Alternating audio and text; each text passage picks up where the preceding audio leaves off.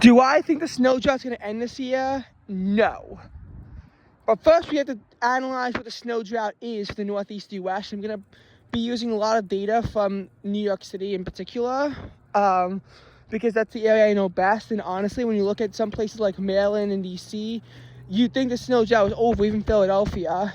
Boston, probably in a snow drought too, but again, it's hard for me to quantify because I don't live up there, so I'm going to be using New York City as our reference point for the snow drought. So when did the snow drought begin?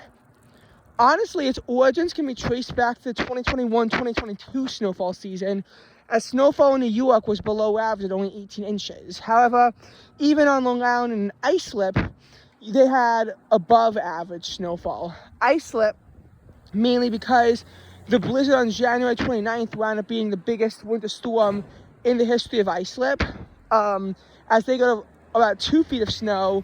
18 inches fell where I live as well. So that pushed January in Islip to be one of the snowiest on record. Not sure if it was necessarily the snowiest on record, but certainly one of the snowiest on record.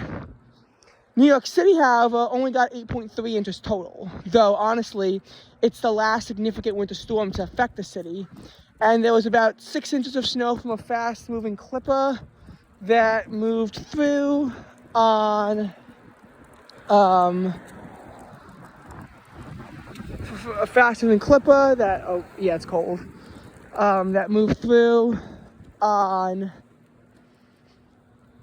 when was it? January 7th.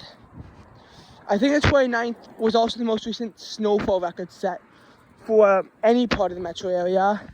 And January 2022 was the last month that was above average for snowfall in New York City, as they had 15 inches of snow. I think Kennedy Airport was above average in February 2024. I don't think any part of the metro was really above average in 2025's winter, though I could double check that, but I don't think any of them really were.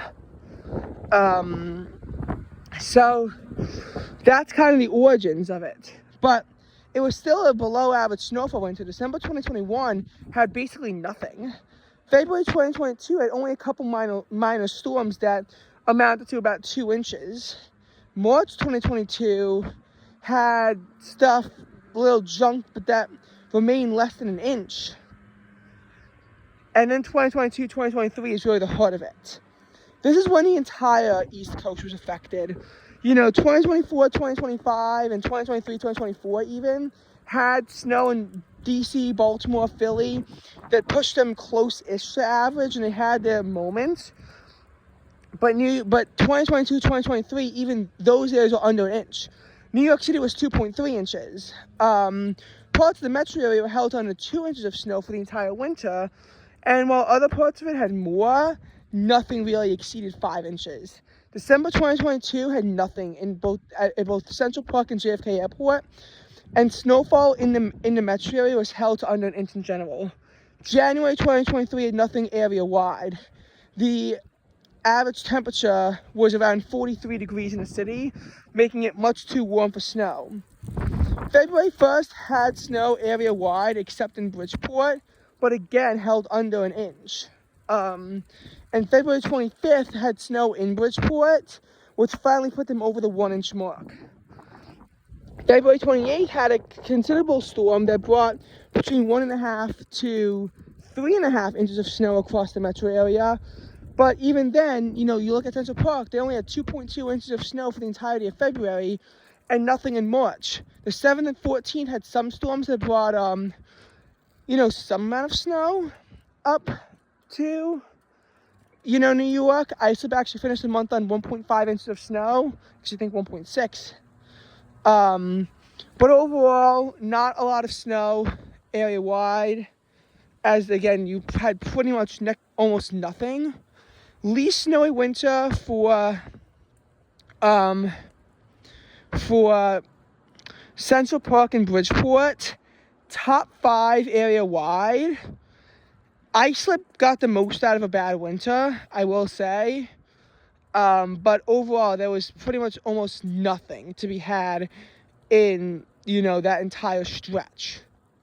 And Central Park didn't even have a single day with an inch of snow because the 1.8 inches of snow that fell 27th and 28th was evenly split between the 2 days.